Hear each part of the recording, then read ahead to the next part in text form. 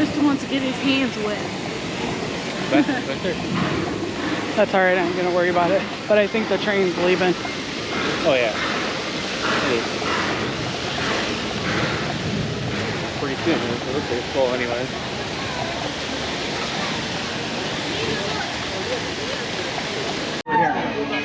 Oh.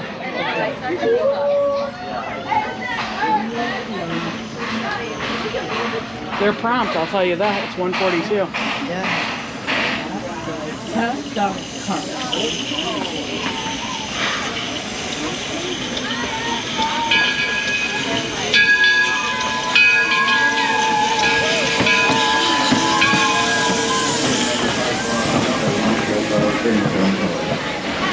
hope and pray to the good Lord above it, some of those people get off because all the bus lines getting on there if they don't.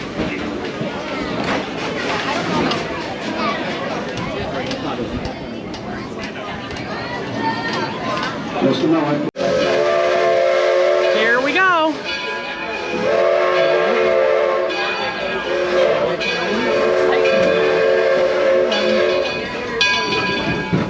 Greenfield Village is divided into historic districts. The Henry Ford Model T district is first on the left, as we can enjoy a ride on an authentic Model T through the interior of the village. Visit Henry Ford's birthplace. It's the white farmhouse built in 1861. He was born there in 1863. He moved it here in 1844 from 3¼ miles away with the corner of Ford Road and Greenfield Road.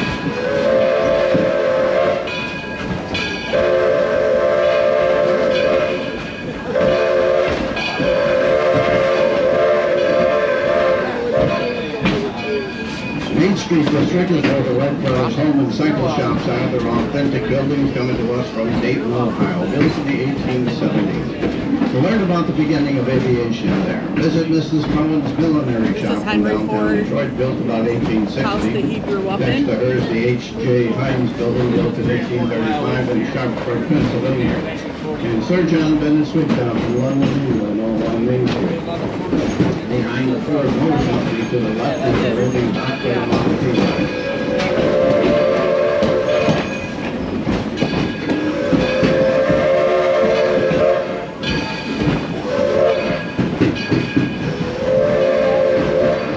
Anderson at Works is the next historic district. Thomas says in this credited with the 1,093 U.S. patents, many more from England, France, and Germany. On the village green is the Logan County Courthouse, where Abraham Lincoln practiced law, built in 1840 in Lincoln, Illinois. The gray building here is the rebuilt Menlo Park Laboratory. And the gold building we're approaching is Sarah Jordan's boarding house. Many of the men who worked for Edison at the lab lived there. It's one of the first buildings in the United States wired for electricity. And next to Sarah Jordan is Edison's official Fort Myers, Florida laboratory. Around the corner from him is the Luther Burbank Garden Office, the only building from the United States, built in 1906 in Santa Rosa, California.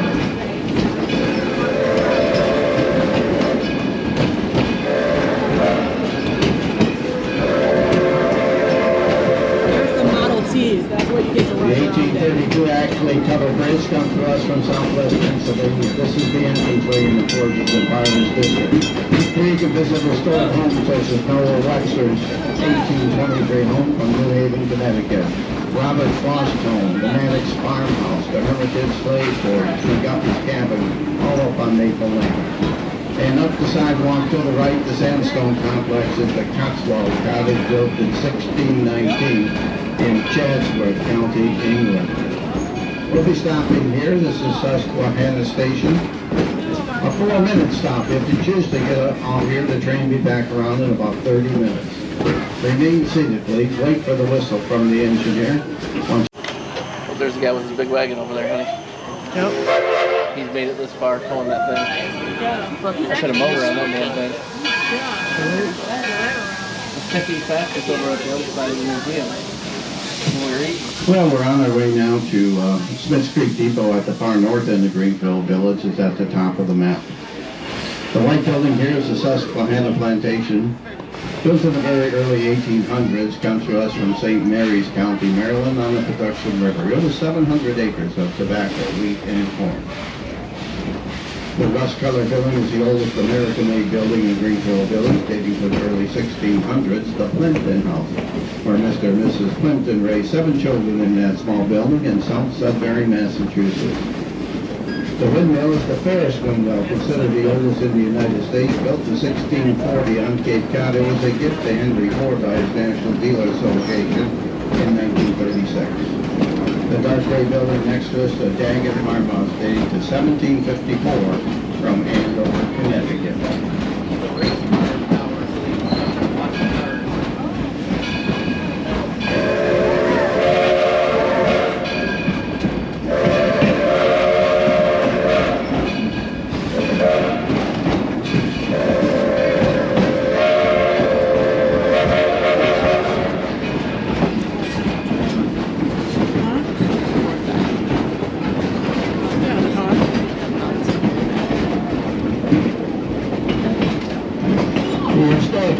Pulling us today is the #1 Edison. It is a conglomeration of locomotives that Henry Ford put together in 1942 at the Rouge plant. The basis of it goes back to 1868.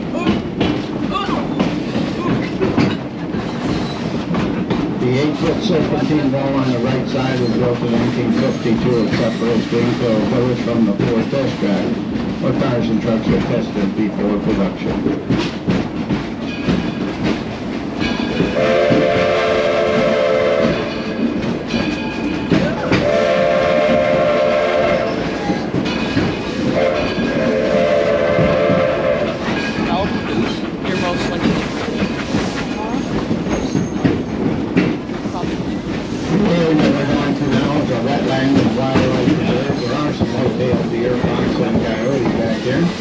Various birds such as blue herons, white eagles, red-tailed hawks, and turkeys.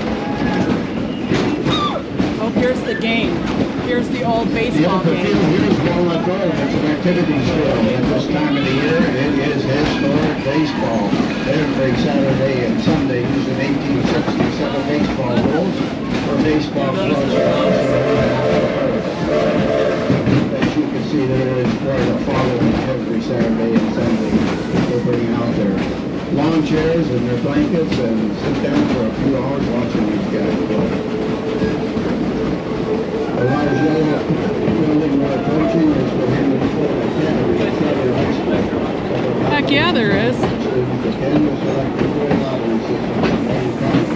Graduation rate exceeding 95%. The curriculum focuses on science, technology, engineering, the arts, and math. The 10th, 11th, and 12th graders have classrooms in the village, the 9th graders in the indoor museum.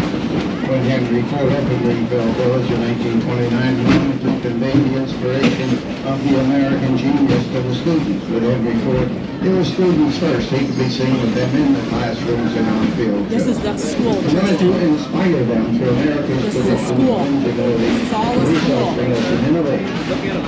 Depots like this began to crop up all over the country with the advent of the railway. People needed a place to catch the train. This is also where they came to get their mail. Henry Ford brought this particular station here because it had a young Thomas Edison connection. When you go inside the depot, you'll hear stories about the role of a station master and also about that Thomas Edison connection.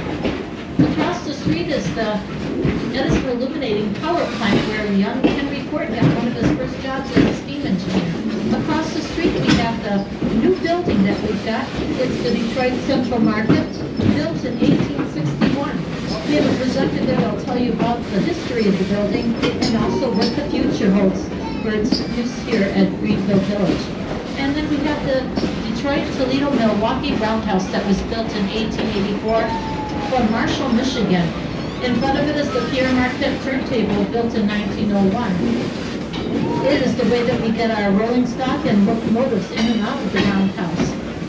We come now into our Liberty Craft Works where we have glass blowing, pottery making, weaving, and a printing shop. Artisans are working just like they did back in the 1880s. We also have the Armington and Sims Machine Shop. This is the first season that we've had it open since 2019. And then we also have the Ranger Grist Mill, the Gunso Carding Mill, and the Trip Sawmill.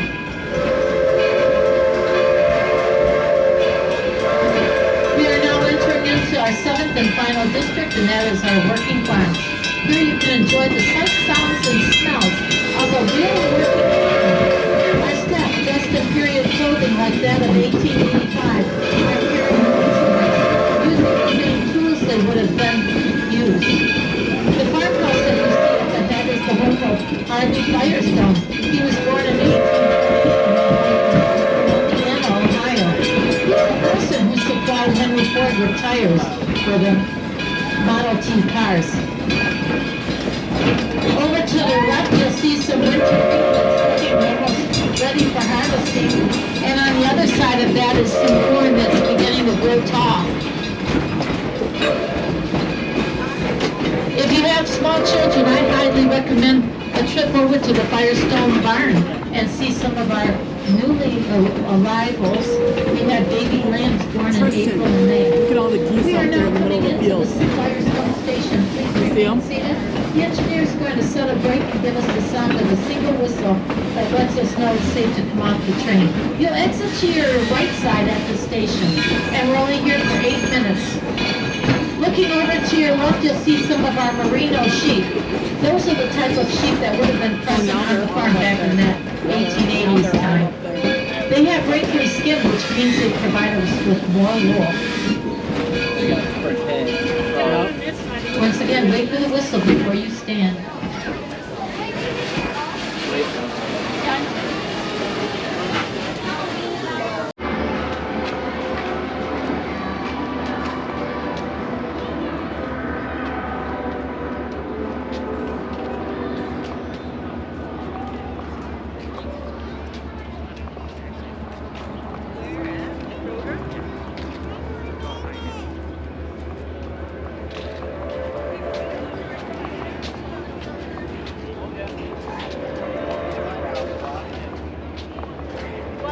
There's the candy store. I think that's the candy store. I'm more interested in ice cream. But you can get candy if you want. I got candy. You want to get mine?